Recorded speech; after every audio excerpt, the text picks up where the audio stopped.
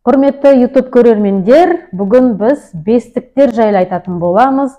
Бестік дегеніміз кім? Яғни 5-і, 14-і, 20-шы күн туғандарды бестіктер деп айтамыз. Бүгін біздің студияға Гүлжан ханым келіп отыр. Өзі сүтсай шебері. Бестіктер жайлы сіздерге толық ақпаратты бүгін Гүлжан ханымды шақыру арқылы ала аламыз деп ойлаймын. Сол себептен Гүлжан ханым бестіктер жайлы бізге айтып беріңізші. Бестіктер қандай болады? Сіз жалпы қай күні туған бестіксіз? 5-і, 14-і, 20-шы күн туғандарды бестіктер деп атайды. Соның ішінде 14 туған мен өзім бестік деп аталамын. Олардың қорғаушы ғаламшары Меркурий ғаламшары. Өте планеталардың ішінде өте кішкентай планета ғаламшар. Сондықтан ол күннің айналасында жүреді екен, кішкентай ғаламшар. Сондықтан күнге жақын. Әр кезде олар бірліктерді іздеп жүреді. Сондықтан өте логикалары жұмыс жасайды. Интеллект ой өрісінде туған, жақын. Және эго векторлары тіл табысуға және бизнесті өркендетуге бағытталған логикасы жұмыс жасайды. Бестіктер жаңағындай кәсіптің мамандары жүрген жерлерінде бизнес жасап жүреді. Жүрген жерінде бәр нәрсені сатып жүретін адамдар. Өте керемет.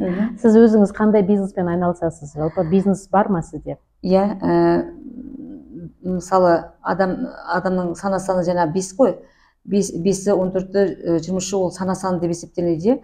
Адам ол 33-ке дейін жұмыс жасайды, өзінің қалауымен жұмыс жасайды. 33-тен кейін жаңа миссиясы кіреді. Сол бестіктер өте көбейткіш адамдар ғой. Бұл өмірге келгенде көбейтуге келген жандар. Өйткені олардың жандары көбейткенді қалап тұрады. Неге мақсат қояды, соны көбейтеді. Мысалы, бизнесті көбейтеді. Бірнеше бизнес болуы мүмкін. Немесе бала туған кезде бірнеше бала болуы мүмкін. Сондай көбейткіш. Немесе мысалға ақша жинағысы келсе, оны да көбейтуі мүмкін, е? Иә, бәрі масштабқа жұмыс жасайды, кеңейтуге. Бестіктердің жан қалауы жаңағы осындай бизнес, кәсіп, мықты кәсіпкерлер шығады бестіктерден. Ғаламшары Меркурий болғандықтан ол өте жылдам және шапшаң қозғалады. Бір жылда мысалы 360 күн болса, Меркурий ғаламшарында 4 рет жаңа жыл болады екен. Сондықтан да бестіктер жаңағындай өте жылдам, шапшаң қозғалады екен, іс-қимылы сондай болады. Коммуникация, тіл табысушылық өте жоғарғы дамыған. Өте общительный. Өте тіл табысып кете отырмыз. Әр кезде әр адамдармен кез келген адаммен сөйлесіп кете береді. Сөйлесіп кете береміз. Бестіктер енді жаңа айтып кеттім ғой, Меркурий ғаламшары кішкентай ғаламшар болғандықтан олардың жүрегі де шыны тәрізді, кішкентай болады. Тез ренжігіш. Егер бестіктер бар ма екен осында, бестіктер болса өздеріңізді тани отырыңыздар. Бестіктер мейірімді, бірақ та салқын дейді. Иә, ол бізді айтады, бетімізден көрініп тұрады. Егер таза бестік болса, онда олар өте беттерінен көрініп тұрады. Оларда былай айтқанда минустың жағынан өте салқын болады, адамдарды тартпайды, өзінен отталкивать етеді.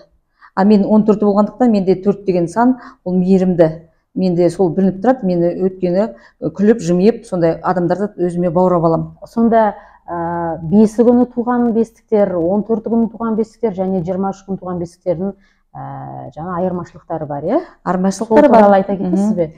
Өйткені және таза бестіктер, туған бестіктер, олар жаңағындай салқын болады, беттерінен көрініп тұрады.